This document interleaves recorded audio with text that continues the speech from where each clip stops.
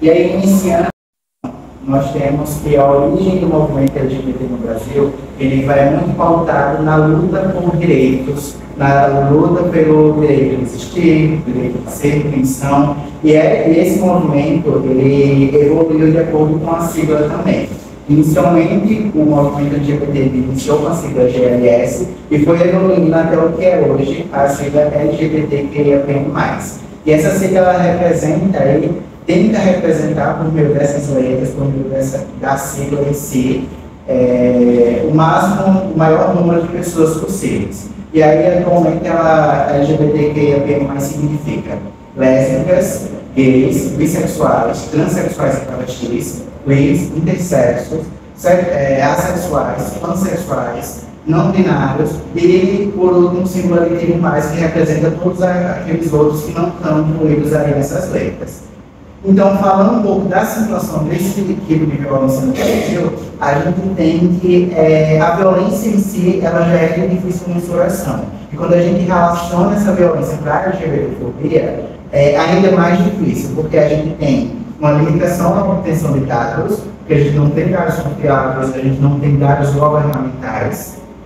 E, além disso, tem toda uma variação transcultural e também regional na expressão dessa violência. E ela varia de acordo com a sua percepção. O que é percebido aqui no Nordeste, aqui no Agreste Alagoano, pode ser diferente da percepção que ocorre em outras regiões que tenham outras culturas. E aí essa variação ela também vai influenciar na expressão desse tipo de violência. Quando a gente traz para números, em 2021, o Brasil foi o país que mais matou essa população, e em especial a população trans. Além disso, nesse mesmo ano, a região Nordeste ela concentrou cerca de 35% de todos os casos de mortes violentas de LGBTs no país.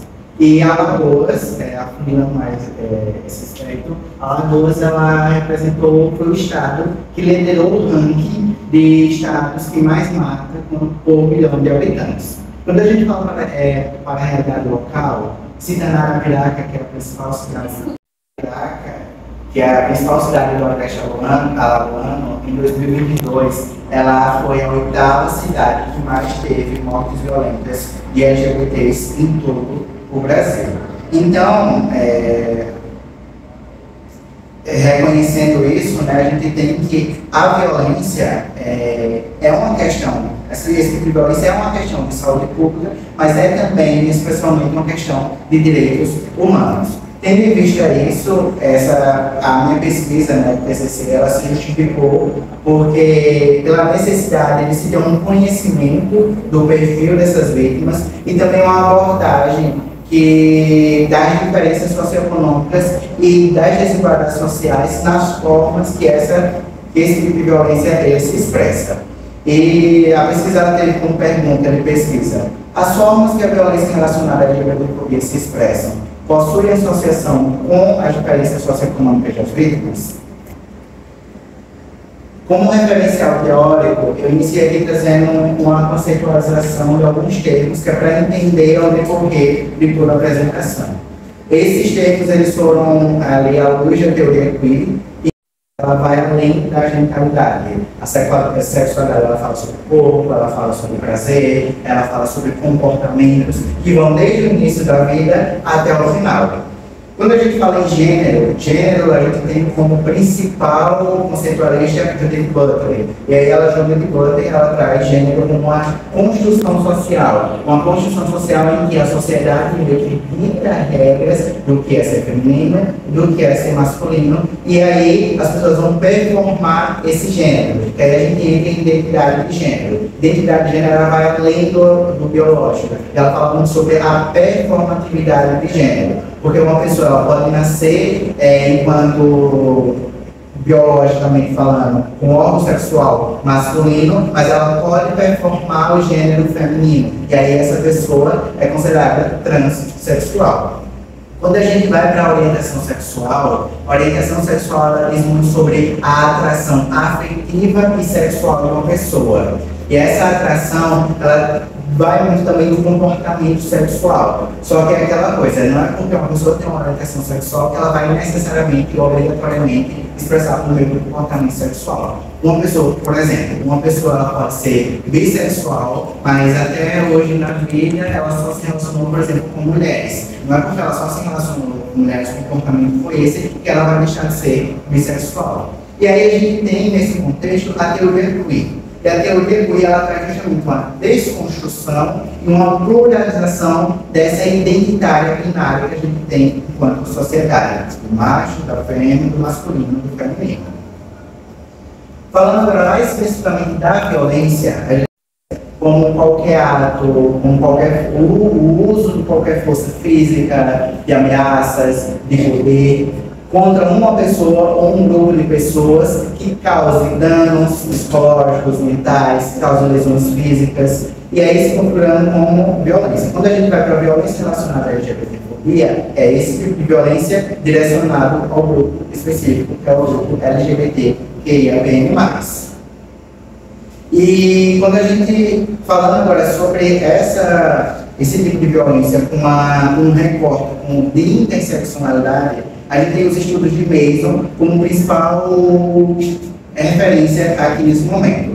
Porque Mason, ela traz que gênero, classe, raça e ou sexualidade, elas são veículos de articulação da violência. E as implicações dessa interseccionalidade, desses fatores, dessas características, elas vão estar ali implicando diretamente na representação, na experiência e nos efeitos desse tipo de violência. E quando a gente pega todo o processo histórico dessa violência relacionada à LGBTfobia no Brasil, a gente tem que ela tem um início com a colonização do Brasil, a chegada dos portugueses, né, que a gente já tinha aqui povos originários, e que teve todo um processo de dominação e de exploração de corpos. E, além disso, durante os séculos de 1500 para cá, teve toda uma transição de abordagens da homossexualidade em si como criminosa, depois para pecadora e também para um perfil patológico ao decorrer desse processo histórico.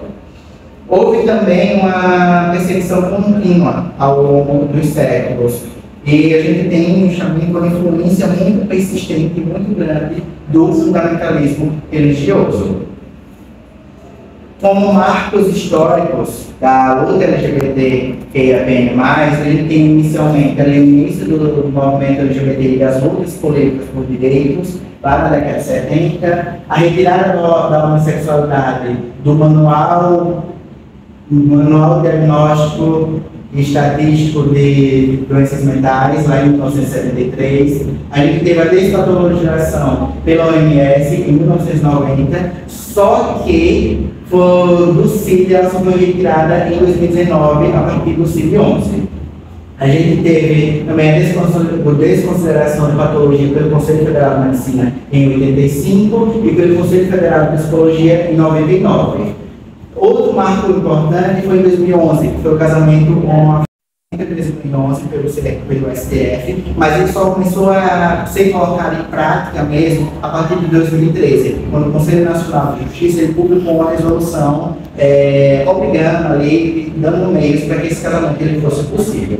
E mais recentemente, em 2019, a gente teve a lei de criminalização da homofobia, que foi equiparada ao crime de racismo, e aí foi colocado nessa pasta do racismo, assim, digamos, com a expectativa da criação de uma lei específica para esse meio. E aí a gente vê, existem projetos, mas eles não andam no Congresso.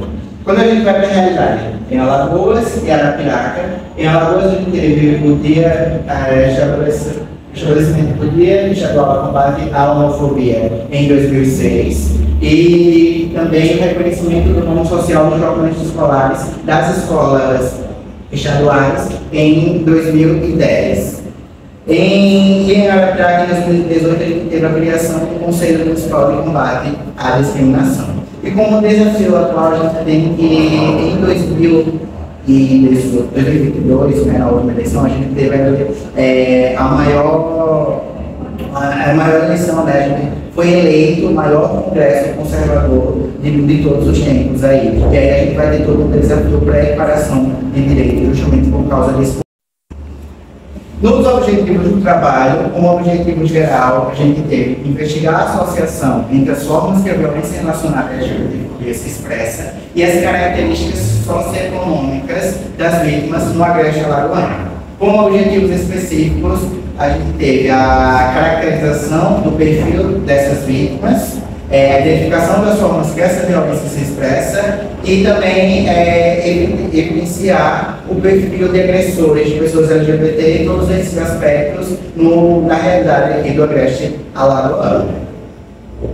Como metodologia, esse foi um estudo exploratório descritivo, em que a coleta de dados ela ocorreu entre julho a outubro de 2023, e a população do estudo foram pessoas LGBTQIA+, que passaram por uma violência relacionada à LGBTfobia e que são residentes do Agreste Alagoano. Na amostra, inicialmente, a gente teve uma amostra proposta de 196 participantes, ali, de acordo com o cálculo de amostragem. Só que ao final da coleta de dados, conseguimos um número de 94 participantes.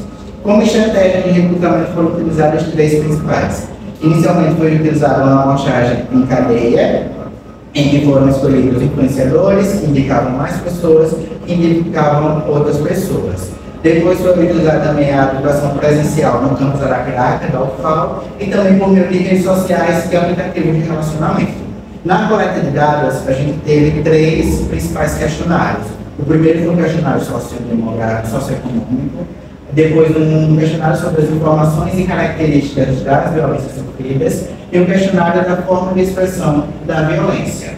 E aí, para esse trabalho, foi considerado os 5 principais tipos de violência que estão ali descritos na Lei Maria da Penha, que é a legislação que melhor define os tipos de violência, que são violência física, psicológica, sexual, patrimonial e moral. Na análise de dados foram utilizados os softwares Excel para tabulação e análise descritiva e os softwares SPSS e Stata para as análises estatísticas. E nas análises estatísticas foram utilizados os gestos do quadrado de Pearson e a associação fatorial de correspondência múltipla para as associações. E essa pesquisa ela teve aprovação no Comitê de Ética em Pesquisa da UFAL.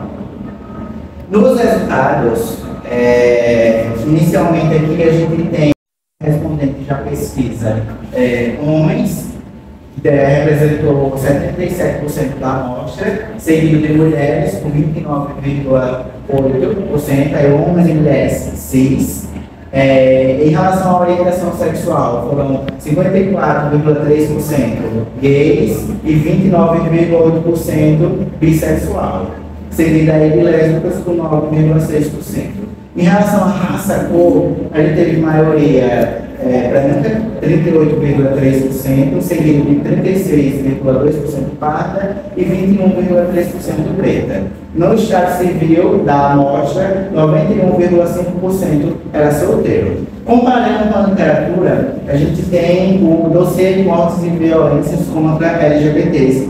Esse dossiê foi de 2023. E ele traz um perfil parecido quanto à raça cor, em que pessoas brancas nesse dossiê também representam a maioria, seguido de pardos pretos e indígenas. E aí, em relação às violências e às mortes, esse dossiê ele traz um número muito mais expressivo em pessoas trans e travestis.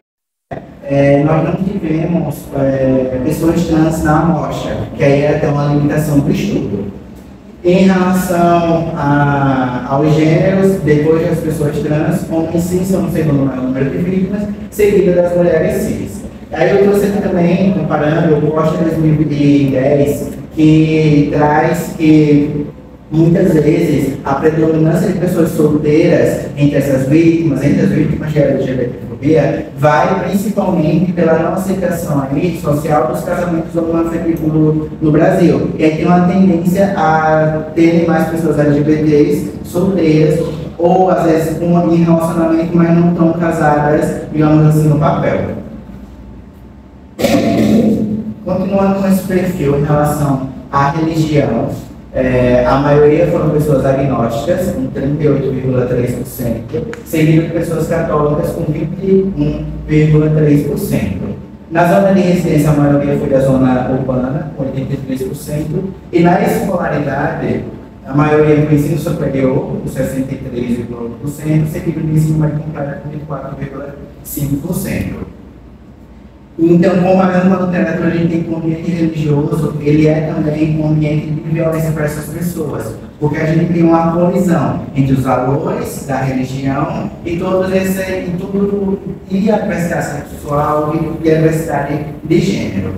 Quando a gente vai comparar a questão da zona de residência, da escolaridade, a maioria dos estudos elas trazem vítimas do ensino médio completo. Só que aí essa comparação pode ser um pouco divergente por causa do local que foi realizada essa pesquisa. E aí a gente tem também que quanto maior a escolaridade, maiores são as chances de reconhecer as violências.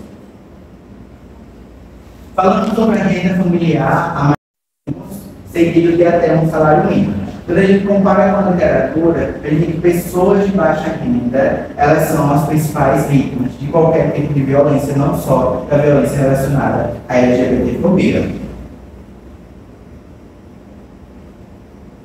Quando a gente vai para a faixa etária, teve uma prevalência de 20 a 29 anos, e em comparação com o dossiê também, mortes e violências contra LGBTs, foi prevalente essa mesma idade. E aí, nesse aspecto, a gente tem uma questão sobre o etarismo. Por quê? Porque pessoas LGBTQIA+, mais velhas, elas são muitas vezes ridicularizadas pela própria comunidade. E o que é que acontece? Elas não se sentem à vontade em expressar a sua própria sexualidade e acabam vivenciando uma dupla carga de preconceitos e de estigmas. O etarismo e a LGBTfobia. Falando agora mais propriamente dito das violências em si, a violência psicológica foi a mais prevalente entre os 4 e 5 tipos de violências que eu vou trazer aqui durante a apresentação. 95,7% dos participantes dessa pesquisa, eles sofreram violência psicológica. A gente vê esse número bem alto. E essa violência ela se expressou principalmente por meio de constrangimento e de insultos. Na violência física, 37,2% das pessoas relataram terem sido vítimas desse tipo de violência, e essa violência ela se expressou principalmente por meio de empurrões e de tapas. Quando a gente vai falar da violência sexual, cerca de 30,85% das pessoas elas relataram terem sido vítimas desse tipo de violência, sendo estupro. Agora, falando da violência patrimonial, essa foi a mais prevalente aí dos participantes do estudo, e ela representou cerca de 12,8%. E ela se expressou principalmente por causar danos colaterais a objetos dos quais gostam e também o controle do dinheiro. Na violência moral, a gente teve uma prevalência de 65,9% da amostra, e essa tipo de violência se expressou principalmente por meio de críticas, por meio de argumentos falaciosos e de xingamentos que incidem sobre a sua índole. Então a gente observa que a violência psicológica como a mais frequente nessa população, seguida da violência moral, depois da violência física, sexual e por último a violência patrimonial. E aí, Fernando, em 2022, ele traz que o tipo de violência mais comum no seu estudo foi a violência física, seguida da psicológica e da moral e por último sexual. Já Rufino, em 2022, que avaliou a violência contra mulheres lésbicas, houve uma maior prevalência de violência psicológica, seguida da violência sexual. E aí a gente observa justamente que a frequência das violências ela se altera de acordo com a amostra estudada. Quando a gente vai falar das características das violências propriamente ditas, a maioria ela segue esse tipo de violência de forma esporádica. Quanto ao local de ocorrência da violência, cerca de 30,9% foi dentro de casa, 27,7% na rua e 26,6% no ambiente acadêmico, ou seja, na escola, na faculdade, no curso. A gente vê até uma aproximação muito grande desses três principais locais. O agressor mais frequente, a maioria relatou que o agressor mais frequente são parentes, seguidos aí de desconhecidos na rua. Quanto ao gênero mais frequente dos agressores, a gente tem homens cis, com 68,1%. E quanto à dependência da vítima com o seu agressor, 69,2% relatou não ser dependente. Quando a gente fala aí da denúncia desse tipo de violência, vemos um número muito expressivo de pessoas que não denunciam. 86,2% dessas pessoas não denunciam quando são vítimas desse tipo de violência. E Rufino, 2022, ele seu estudo foi no ambiente público e que a violência foi praticada principalmente por homens desconhecidos. Nas associações, que foi utilizada a análise fatorial de correção por potência múltipla, essa análise ela gera esse gráfico como resultado. Para entender o gráfico, a gente tem 4 planos, a gente tem um plano fatorial com 4 quadrantes. O perfil médio de cada associação está aqui nesse círculo. E como principais achados, por exemplo, dessa análise aqui, dessa associação, que a gente tem pessoas pretas, elas são mais propensas às violências psicológica, física e moral. As pessoas pardas são mais propensas às violências física e psicológica, e as pessoas indígenas à violência patrimonial. E as pessoas brancas à violência psicológica. Apesar de a violência sexual estar um pouco distante ali no quadro, ela tem uma aproximação maior com pessoas pretas. E Santos, 2022, ele traz ali no seu estudo que as pessoas olham, e aí a gente tem aquela questão de residências e as violências sexual e física, estando essas quase iguais em razão da proporção da zona de residência. Em homens, 2017, ele traz em relação a essa zona de residência que a zona rural ela ainda tem uma perspectiva do que retrógrada em relação às questões sociais, especialmente relacionadas à diversidade de gênero e à diversidade sexual. Na associação entre a renda familiar e os tipos de violência, esse gráfico ele nos mostra que pessoas com renda familiar de 1 a 3 salários mínimos, eles estão associados principalmente à violência física e à violência psicológica. A violência sexual está mais associada a pessoas de nenhuma renda, e aí pessoas de nenhuma renda estão também mais associadas à violência patrimonial, e a violência moral está mais associada a pessoas com renda familiar de até um salário mínimo. E alguns autores eles trazem que quanto menor a renda, maior o nível de vulnerabilidade de pessoas para sofrer violência. Isso especificamente para a violência relacionada à LGBTfobia, mas também para outros tipos de violência aí que venha a surgir. Na associação entre a religião e os tipos de violência sofridas, o gráfico ele apresenta que pessoas de religião católica elas são as que mais estão atreladas a tipos de violências, especialmente das violências sexual e física. E pessoas que não possuem religião estão mais associadas à violência psicológica e moral, e a violência patrimonial também está mais associada à religião católica. Só que aí, nesse aspecto aqui, em zona rural e que são da religião católica. Com esse trabalho, com essa pesquisa, foi possível concluir que as formas que a violência se expressa, elas estão justamente, diretamente associadas com as diferenças sociais, em que há toda uma associação ali, né, das características sociais, socioeconômicas, sociodemográficas de uma pessoa, na forma que ela sofre violência. Outro ponto que a gente pode concluir é que a violência relacionada à LGBTfobia, ela se torna um veículo de articulação para outros preconceitos. Porque, por exemplo, quando eu citei lá atrás que o olhar é primeiro racista do que homofóbico. E aí, muitas vezes, a homofobia ela vai se tornar um veículo de articulação para que o agressor cometa o racismo. E outro fator também que a gente pode concluir é que o meio social e cultural dessas pessoas, das pessoas LGBTQIA+, eles influenciam diretamente na expressão dessa violência, de forma que o ambiente ao qual a agressão acontece, ele também muitas vezes predispõe o agressor. Então a gente observa justamente que o Agreste Alagoano ele é um local de muita insegurança para pessoas LGBTs. E ainda mais quando a gente considera a estrutura legal do nosso país, não só da região, mas de todo o país, que tem uma desproteção dessa comunidade. A apresentação com os questionamentos para a gente refletir, né? Até quando pessoas LGBTQIA+ serão invisibilizadas? Até quando sofrerão violências?